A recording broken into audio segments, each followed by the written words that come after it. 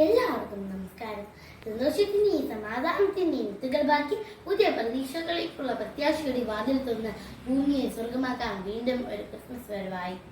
2000 വർഷങ്ങൾക്ക് മുമ്പ് ബെത്ലഹേമിലെ ഒരു കാലത്തൊഴുത്തിൽ ജോസഫിന്റെയും മേരിയുടെയും മകനെ ഉണ്ണിയേശു പിറന്ന പുണ്യദിനം. ക്രിസ്തുവിന്റെ കുർബാന എന്ന വാക്കിന്റെ അർത്ഥം ക്രിസ്തുസ് മാസേ എന്നീ 2 പദങ്ങളിൽ നിന്നുമാണ് ക്രിസ്മസ് ഉണ്ടായിട്ടുള്ളത്. ക്രിസ്മസ് എന്ന് പറയുമ്പോൾ തന്നെ നമ്മുടെ മനസ്സിൽ ഓടിയെത്തുന്നത് സാന്റാക്ലോസും പുൽക്കൂടുകളും ക്രിസ്മസ് ട്രീയും കേക്കും നക്ഷത്രങ്ങളും ഒക്കെയാണ്.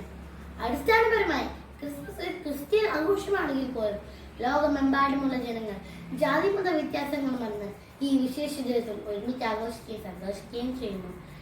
എന്താണ് ക്രിസ്മസിന്റെ ഏറ്റവും വലിയ പ്രത്യേകത? ഈ ക്രിസ്മസ് ദിവസത്തിൽ നമുക്ക് തീരുമാനമെടുക്കാം. മറ്റുള്ളവർക്ക് നന്മയിലേക്കുള്ള വഴികാട്ടിയാകുന്ന ഒരു നക്ഷത്രമായി നമുക്ക് മാറാം. ക്രിസ്മസ് നമ്മളെ പഠിപ്പിക്കുന്ന ഒരു വലിയ പാഠമാണ് എളിമയുള്ളവരായിരിക്കുക. അഹങ്കാരം നമ്മളെ കൃത്രിമമാക്കുമ്പോൾ എളിമ നമ്മളെ യഥാർത്ഥ മനുഷ്യരാക്കുന്നു. ഉണ്ണീശോയുടെ ജനനത്തിന് ശേഷം മാലാഖമാർ പാടി, അത്യുന്നതങ്ങളിൽ ദൈവത്തിന് മഹത്വം, ഭൂമിയിൽ സന്മനസ്സുള്ളവർക്ക് സമാധാനം. ത്യാഗത്തിന്റെയും സ്നേഹത്തിന്റെയും നല്ല സന്ദേശം ക്രിസ്മസ് നമുക്ക് നൽകുന്നു.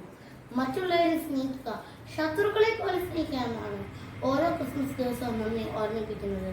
ദൈവപുത്രൻ കാണിച്ചിരുന്ന വഴിയിലൂടെ നാം പരസ്പരം സ്നേഹിച്ചും സഹായിച്ചും നന്മകൾ ചെയ്തും നമുക്ക് മുന്നോട്ട് പോകാം.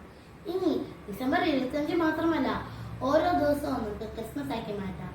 സ്നേഹത്തിന്റെയും സമാധാനത്തിന്റെയും സന്ദേശങ്ങൾ ഉൾക്കൊണ്ട് ഇനിയുള്ള കാലം ജീവിക്കാൻ ഈ ക്രിസ്മസ് പ്രേരകമാവട്ടെ എന്ന് ആശംസിച്ചുകൊണ്ട് എൻ്റെ കൃതി നിറഞ്ഞ ക്രിസ്മസ് ആശംസകൾ നേരുന്നു. നന്ദി. ജയ് ക്രൈസ്റ്റ്.